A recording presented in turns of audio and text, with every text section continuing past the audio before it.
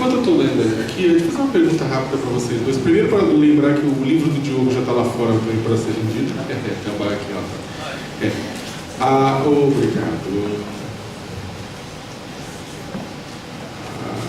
Na minha época eu não aceitava papel com rebarba.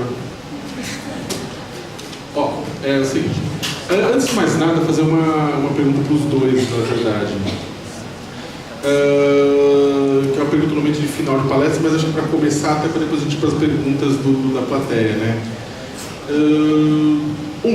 Primeiro, vocês recomendariam, se a pessoa quer fazer jornalismo internacional, para cobrir conflito, inclusive, para ter uma vida, conflito no sentido amplo, não estou falando apenas de guerra, mas todos os tipos de conflitos sociais que vocês recomendariam?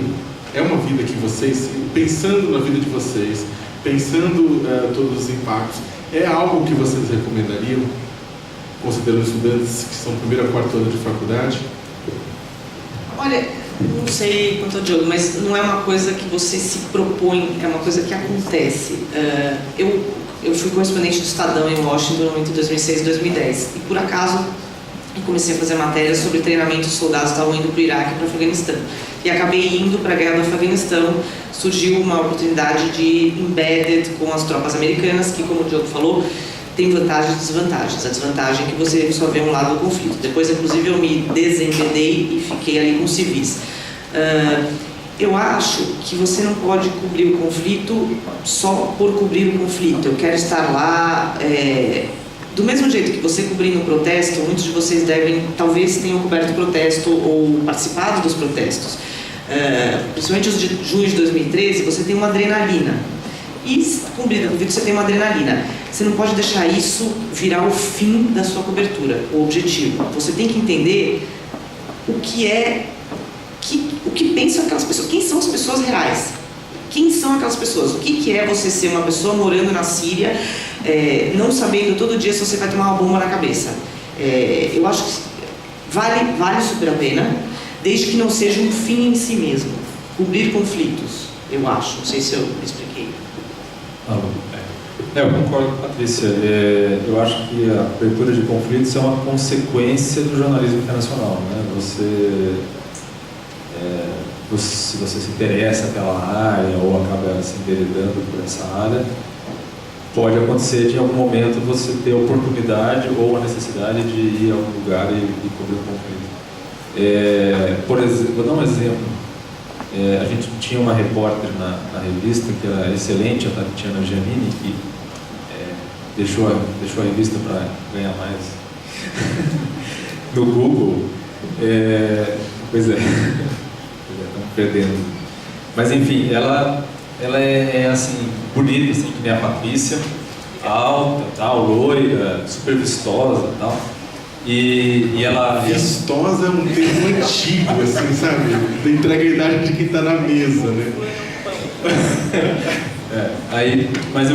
E ela usa aquelas roupas assim, da moda e tal. E eu mandei ela para Crimeia quando ela teve a guerra. E acho que ela nunca tinha ido para uma área de conflito. E eu perguntei se ela queria ir, ela falou que queria, claro, super empolgada, com a mesma empolgação com que ela fez a entrevista com a Carla Bruni. E ela chegou lá e só tinha homem cobrindo a guerra. Acho que é muito comum, né, Patrícia? E aí perguntavam para ela, seu chefe é louco, não sei o quê. Claro que eles eram machistas, né? Estavam se ela não pudesse. O chefe é louco para te mandar aqui e tal. Mas o que eu quero dizer com isso é que não tem... A Tatiana, certamente, eu já conversei com ela sobre isso, ela não entrou no jornalismo pensando que ela queria cobrir guerra, né?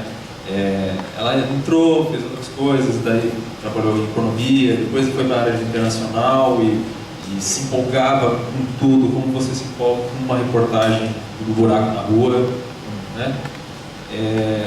E é isso, assim. Então a pessoa quer ir para a guerra?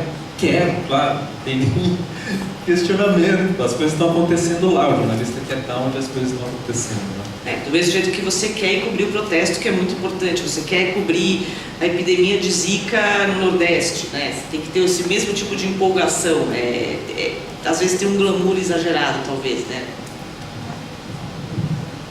Lembrando que a gente não morre se for cobrir a manifestação na maioria das vezes, e se tem, é claro, um peso.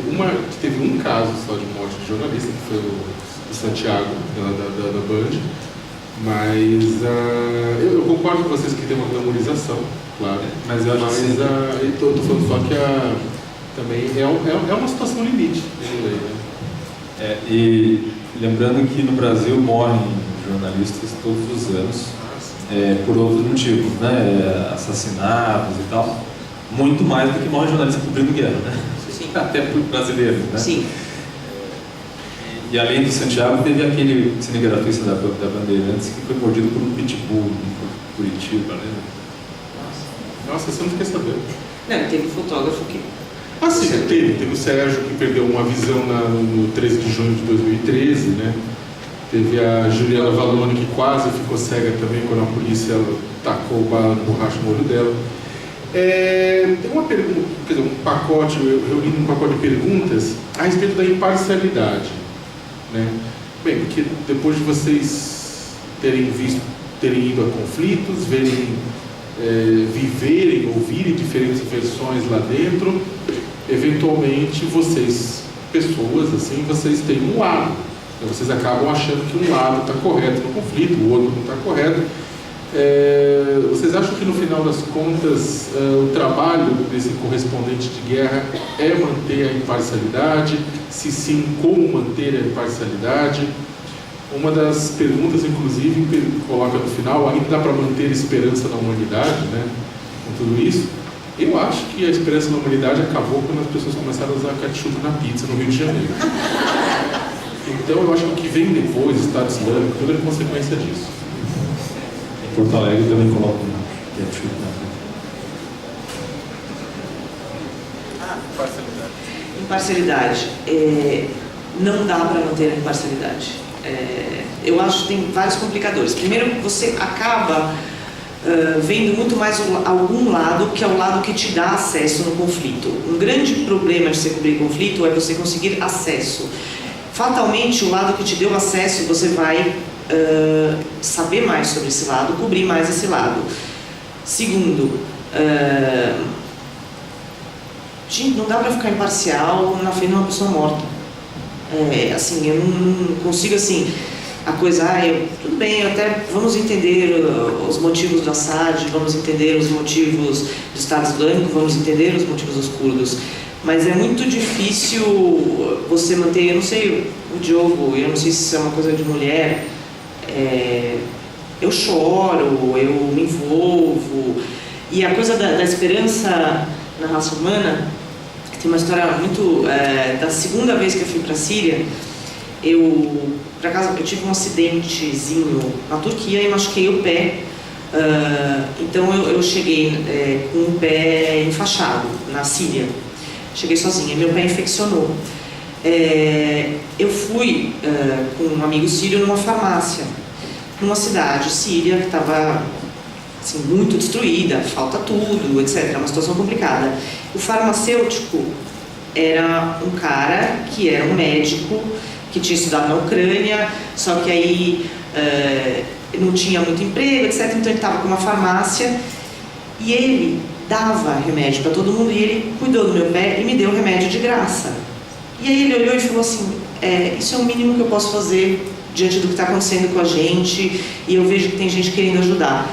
Eu acho que no meio dessa guerra você tem pessoas fazendo umas coisas incríveis, desse tipo, sabe? Esse cara que é um médico que está lá, que em vez dele tentar emigrar, ou em vez... Não, ele está lá, ele está tratando todo mundo de graça, ele é um cara pobre.